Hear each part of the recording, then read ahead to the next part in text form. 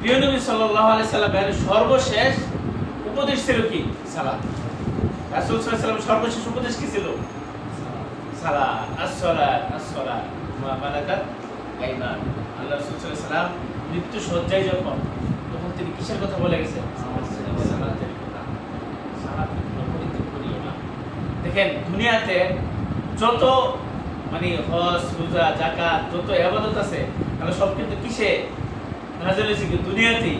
কিন্তু সালাত আল্লাহ তাআলা কোথায় আল্লাহ রাসূলকে দিয়েছেন? মিরাজের সপ্তাহ আকাশের উপরে, তাই না? আর হজ, রোজা, যাকাত সবকিছু কি দুনিয়াতে ফরজ হয়েছে, কিন্তু সালাতটা কোথায়? আকাশে। আর গুরুত্বটাও কি এতটাই গুরুত্ব যে মানে এ থেকেই কি গুরুত্বটা বোঝা যায়। এই জন্য আল্লাহ রাসূল সাল্লাল্লাহু আলাইহি সাল্লাম তিনি এই অসুস্থ অবস্থায় সর্বশেষ তিনি বলে গেছেন কি এই সালাতের কথা।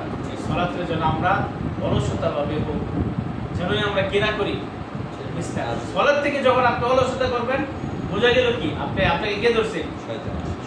নির্ঘাত শয়তান চাপে আপনি সালাত কি না পড়েন, নাকি শয়তান চাপে আপনি সালাত পড়েন? শয়তান সব সময় চাপে আপনি সালাতটা কি না পড়েন, সময় মতো সালাত না পড়েন, মসজিদে গিয়ে জামাতের সাথে সালাতটা না পড়েন, একটা কাজ দেখায় আপনার সামনে অন্য কাজে আপনাকে ডাইভার্ট করে দেবে, সালাতটা একটু পরে পড়ি না। সালাত যখনই সময় হয়ে যাবে তখনই সালাতটা কি করা উচিত? পড়া উচিত। সকল কাজ বাদ দিয়ে আগে সালাতটা কি পড়ে দেওয়া উচিত। সূরা জুমাতে আল্লাহ তাআলা বলেন না, ফাইদা ইয়াতুল্লাযিনা আমানু ইযা নুদিয়া লিস-সালাতি মিন ইয়াউমিল জুমআতি ফাসআউ ইলা যিকরিল্লাহ। যখন এই সালাতের জন্য ডাকা হবে, আহ্বান করা হবে, তখন তোমরা সাথে সাথে কি করো?